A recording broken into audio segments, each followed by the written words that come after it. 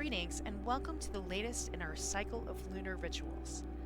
Suggested materials are a candle, matches or lighter, incense, a deck of cards of any kind, your paper sigil if you were with us under the dark moon, a small scrap of disposable paper, if possible, a view of the moon.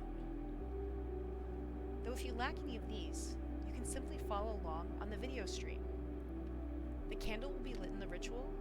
The incense may be lit now. We will get started in just a moment. If you're not a member, but are interested in getting involved, you can find a link to our Discord at capitalareasatanists.org.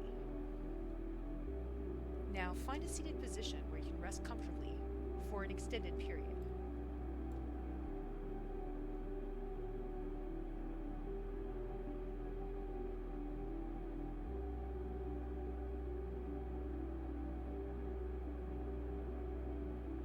Take a deep breath and let it out slowly. Place your hands firmly and tenderly over your heart. Breathe as deeply as feels comfortable, and allow your pulse to steady itself in this moment.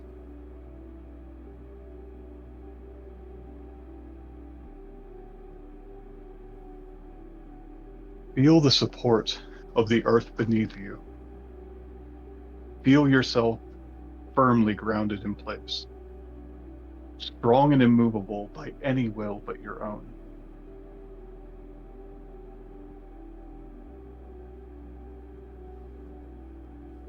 You may now light your candle. With the lighting of this flame, honor the gift of knowledge bestowed upon you and which you carry forward with you.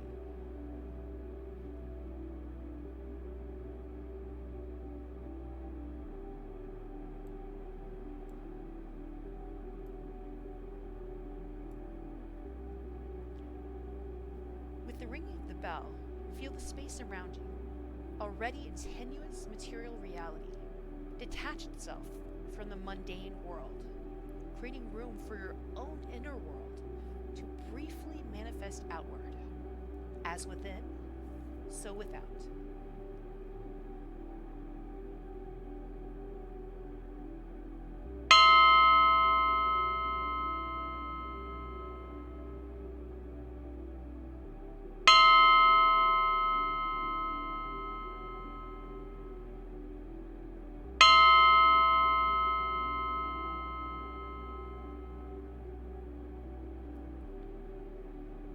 We call upon Azazel, the scapegoat of the wilderness in the south, to illuminate and strengthen this circle.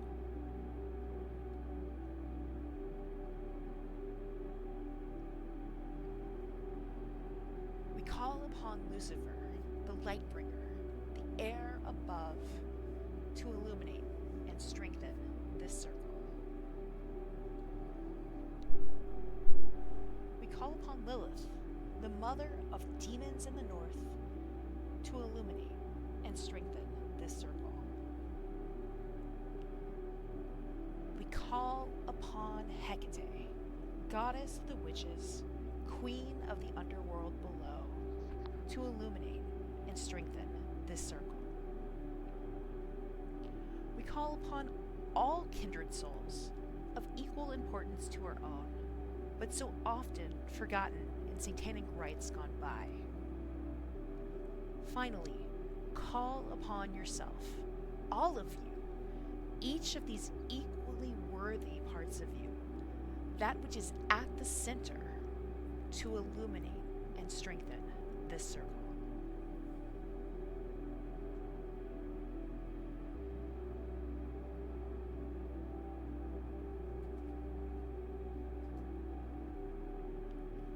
If you have cards with you, cut the deck now.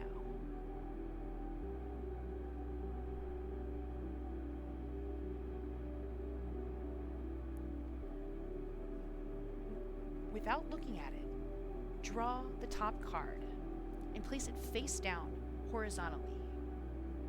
May this hidden card represent the unknown and the unknowable, Now draw a card and place it face up to the left of the first. May this card suggest where you stand now.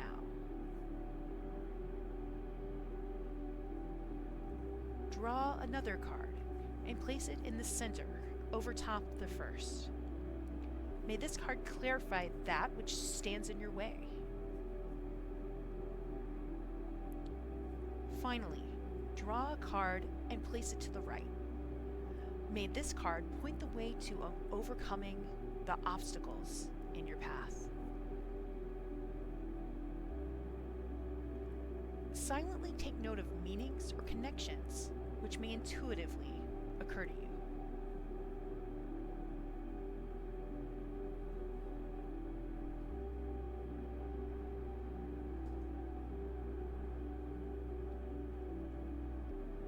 At the Lunar New Year, we asked you to focus on yourself, difficult though it may have been at the start of these particularly turbulent times. Then, in the dark moons that followed, we invited you to examine how your circle of empathy can stretch outward from the center, the self, to those closest to you. And further still then, to those less close, but still connected to you, your neighbors, your acquaintances. Having reached the full moon, we invite you to look back, briefly, on the intervening time. Take a moment to mentally embrace that which served you, that it may be reinforced.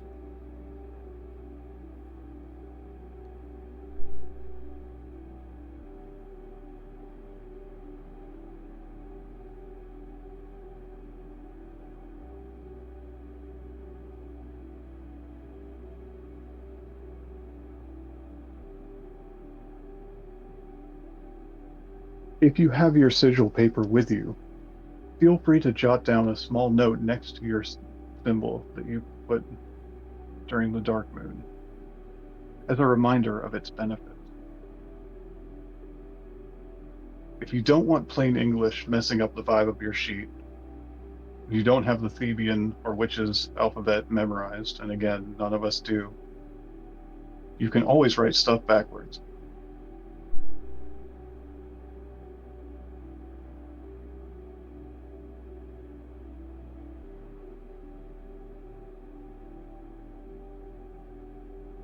And now take another moment to mentally dismiss that which did not serve you, allowing it to fall away without regret.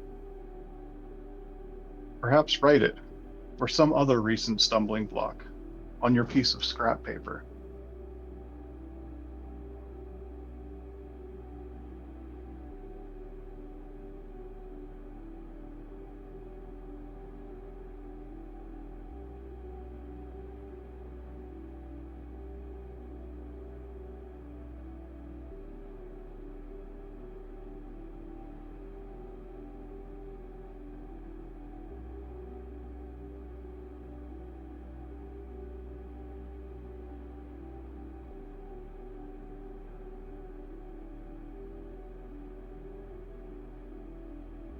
If you use the scrap paper, and you can do so safely, burn it, or douse it in water, or simply tear it in two, releasing it from mind and form, its purpose fulfilled.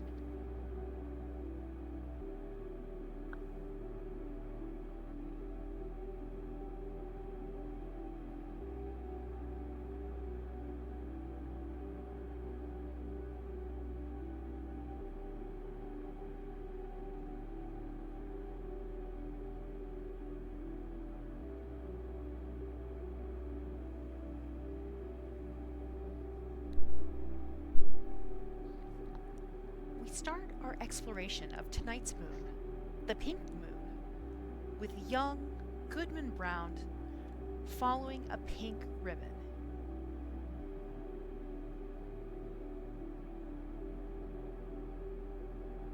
Young Goodman Brown came forth at sunset into the street of Salem Village, but put his head back after crossing the threshold to exchange a parting kiss with his young wife. And Faith, as the wife was aptly named, thrust her own pretty head into the street, letting the wind play the pink ribbons of her cap. In this 1835 story by American writer Nathaniel Hawthorne, we meet the titular, albeit debatably heroic, hero of our story for tonight, young Goodman Brown. For those wondering if the name Goodman is symbolic, it most definitely is. But it's also just the Puritan era version of Mr. Insert I saw Goody Proctor with the devil meme here. For some unknown but apparently urgent reason, Goodman Brown must leave his ridiculously obvious symbol of a wife, Faith, she of the pink ribbons, to go into the woods at night. If you know anything about stories, folklore, and superstition, this is definitely a bad idea. Driven by hubris, though, Goodman Brown still sets off. Hawthorne stacks the deck of symbolism by having young Goodman Brown go into the most stereotypically creepy forest, one so spooky even the most foolish horror movie character would avoid it. Hawthorne sets the scene, saying, He had taken a dreary road, darkened by all the gloomiest trees of the forest, which barely stood aside to let the narrow path creep through, and closed immediately behind. It was all as lonely as could be, and there is a peculiarity in such a solitude, that the traveler knows not who may be concealed by the innumerable trunks and the thick boughs overhead, so that, with lonely footsteps, he may yet be passing through an unseen multitude. There may be a devilish Indian behind every tree, said Goodman Brown to himself, and he glanced fearfully behind him as he added, what if the devil himself should be at my very elbow? on his journey, young Goodman Brown first meets an old man. A knowing reader would see that this stranger is probably more than just a little old dude. Still, Hawthorne describes him as mostly unremarkable except for a walking stick, which, quote, bore the likeness of a great black snake, so curiously wrought that it might almost be seen to twist and wriggle itself like a living serpent, end quote. If you're having a flashing neon sign go off in your head, blinking the word symbolism, symbolism, symbolism, one, you might be an English major, like me, but two, you would be right. Goodman Brown's companion, spoiler alert, turns out to be the big guy himself, Satan. Goodman Brown doesn't realize this at first, but does continue into the forest with his unnamed companion. As they travel, the devil, quote, he of the serpent, says, Let us walk on. We are but a little way in the forest yet. As they go deeper, Goodman Brown and the capital S stranger meet all sorts of villagers out at night. They are all obviously, by Puritan superstition and the logic of the story, out and about for evil deeds, drawing on that traditional iconography of a secret coven of witches and warlocks dancing around a fire at night, i.e., my idea of a good time.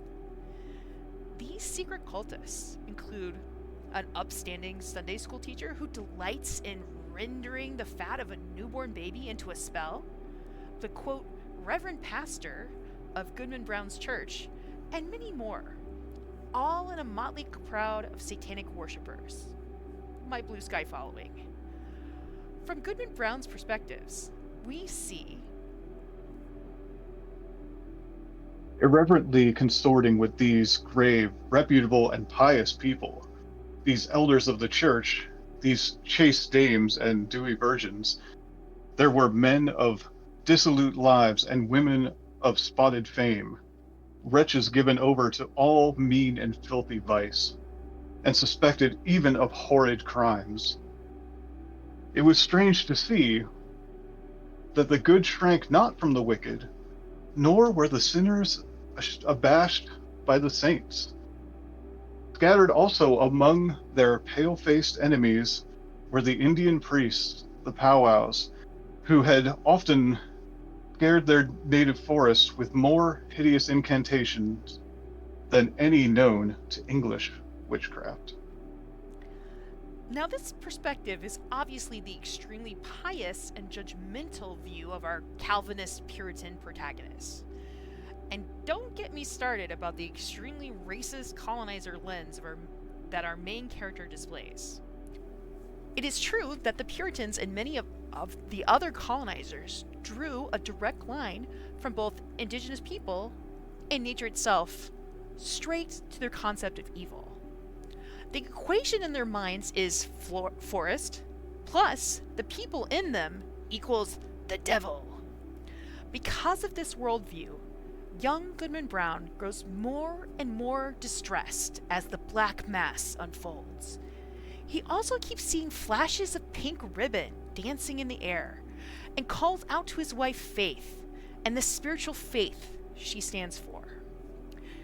But to further spoil an almost 200-year-old story for you, this tale of the woodlands dark and devilish climaxes with our good man Brown losing his lowercase faith because he sees his uppercase faith, his beautiful wife, being led in front of the satanic mass, meant to be initiated into the coven.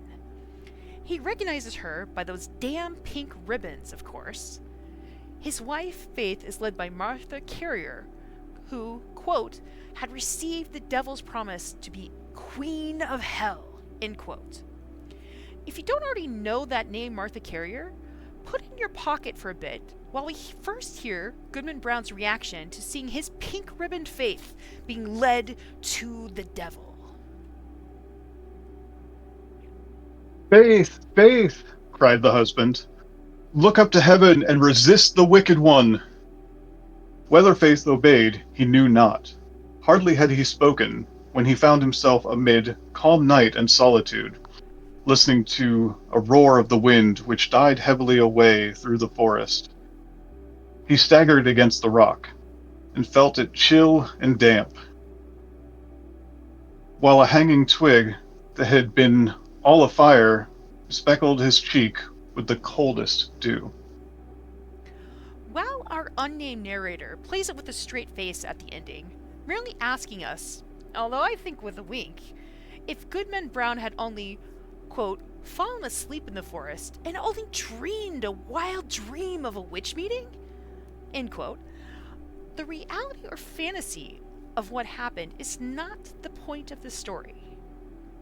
As Hawthorne says, the dream was, quote, an evil omen for young Goodman Brown, end quote, who becomes a bitter and hateful person for the rest of his life, always suspecting everyone of evil, including his once beloved wife.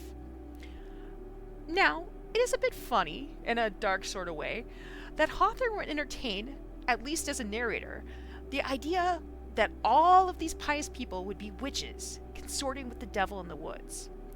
For Hawthorne should actually be called Hathorne, because our author is the great-great-grandson of Puritan John Hathorne. Judge John Hathorne has the despicable fame of being one of the judges who sentenced 19 innocent people to die in the Salem witch trials. Now, remember that name you put in your pocket? One of the 19 was the aforementioned Martha Carrier, who was no Queen of Hell, but instead pleaded her innocence all the way up to the hanging gallows. Hardened to such pleas, Judge John Hathorne was said to be zealously convinced of the guilt of the accused.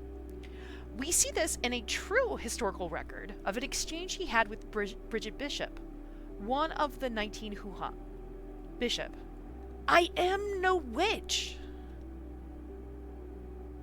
Hawthorne, why, if you have not wrote in the book, Yet tell me how far you have gone. I have no familiarity with the devil. How is it then that your appearance doth hurt these? I am innocent. Why, you seem to act witchcraft before us by the very motion of your body, which seems to have influence upon the afflicted. I know nothing of it. I am innocent to a witch. I know not what a witch is. How do you know, then, that you are not a witch? I do not know what you say. How can you know you are no witch, and yet not know what a witch is? I am clear. Even as time went on, Judge Hathorne remained convinced of the guilt of the accused. However, history has shown us that all of the condemned were falsely accused in a combination of lethal attempts at a land grab by their rivals and a hysteria that caught up too many outsiders and oddballs in its wake. But unlike other judges who repented of their wicked complicity in what is basically murder, Hathorne went to his grave unrepentant about his actions. After his gloomy death, Judge Hathorne's descendants came to feel quite differently about the Salem witch trial. Our author, Nathaniel Hawthorne, was so disturbed by his ancestors' bloodthirsty zeal, he changed his name to cut his connection with Hathorne's terrible legacy. And we can take a small bit of vindication in the fact that Nathaniel Hawthorne is far better known for his villainous Puritan than his villainous Puritan ancestor. Even if it's just because of English teachers like me forcing you to read the Scarlet Letter. Hawthorne's severing of his ties to his literal colonizer and religious zealot ancestor is the overt lesson for this moon for all of us. But there is a deeper message for us diabolists to find. While the modern Puritan says, like Goodman Brown, quote, "Betake you to the woods and let me keep to the path," we Satanists must choose to take to the woods, both literal and metaphorical. We must turn from our colonial, capitalistic ways of being and rebel.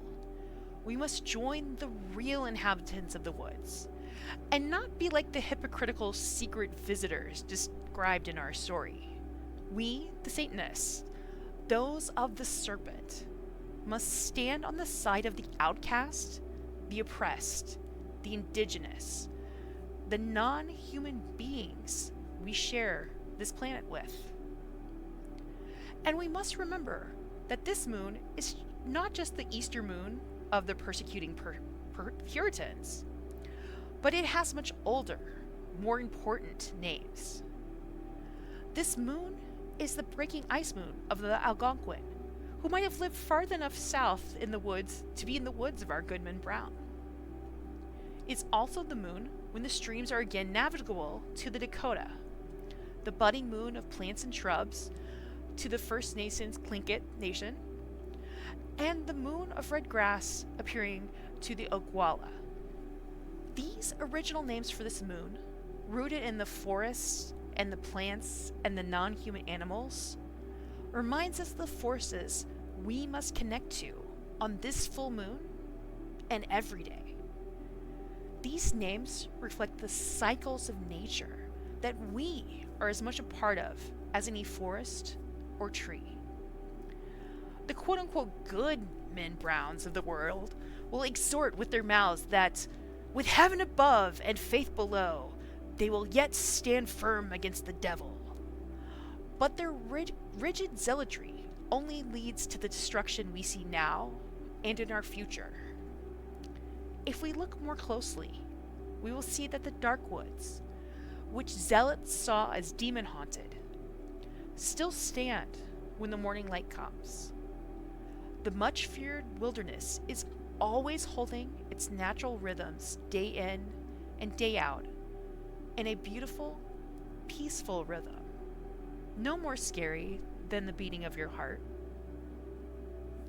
We, the followers of the imagined devil in the woods, must too ground ourselves in these rhythms, bending and swaying like the trees, despite the howling winds of persecution and fascism that our country currently endures. In the face of the attacks from the far right, which is now the power of our country, remember that we are rooted in the earth, powerful with belonging. The devil, if I may be symbolic like Hawthorne, is our will to fight, and as such, we have great power. This terrifies the church and the state and the oppressor. But we, as queer satanic people, belong here, just like the trees and the natural cycles. The winds will subside, and we will still stand if we hold firm in community with each other and all beings. The noble rebels of Lucifer should stand proud in the light of the pink moon, the budding moon, the redgrass moon. And remember, there's nothing to fear in the dark woods. What there is to fear, but more importantly, face and fight, is in the cities and the towns and the villages like Salem, where Puritans, charlatans, hypocrites, and fascists dwell. But we can draw power from the moon and stand steady like the forest. And if we do, we will outlast them as they go to their dying hour of gloom.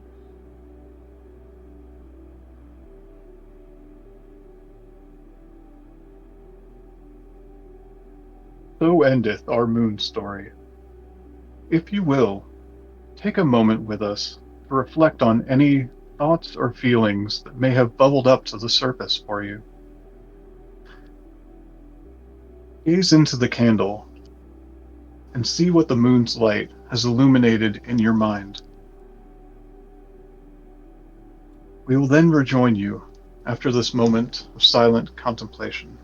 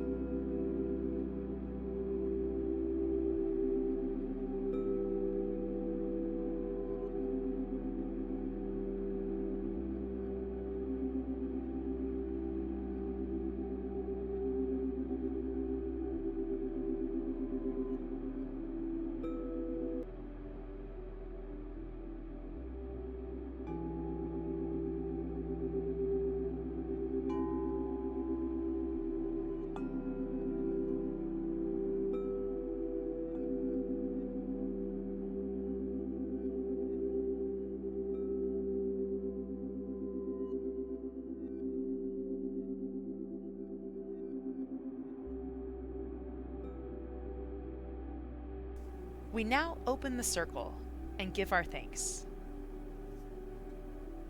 Depart in peace, guardian of the crossroads.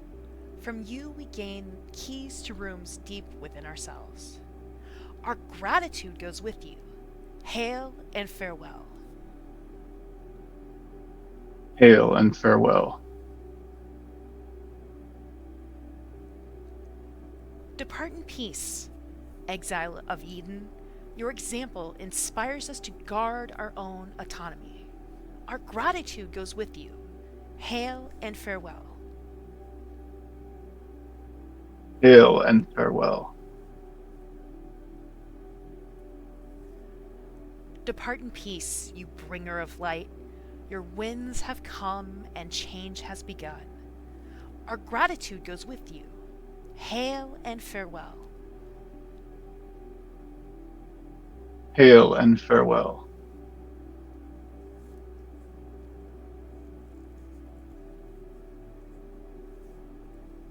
Depart in peace, you blameless sacrifice.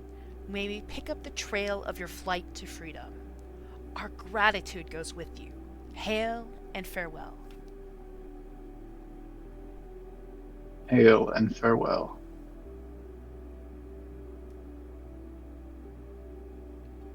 Extend gratitude to yourself for setting aside this moment of intentionality and reflection. If you so choose, repeat to yourself, I am at the center. I am the center. There is no God where I am. I am at the center. I am the center. There is no God where I am. With the ringing of this bell, return to the rational world, renewed by your retreat from it, and stronger for any insights gleaned and any resolve gathered.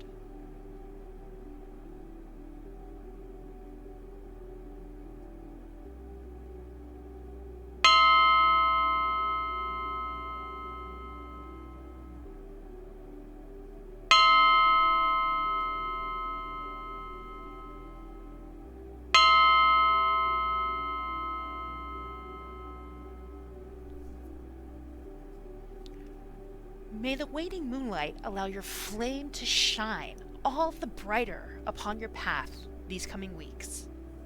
Until we see you under the new moon, go well and be safe. May the devil take you and keep you. Hail Satan. Hail Satan. So it is done.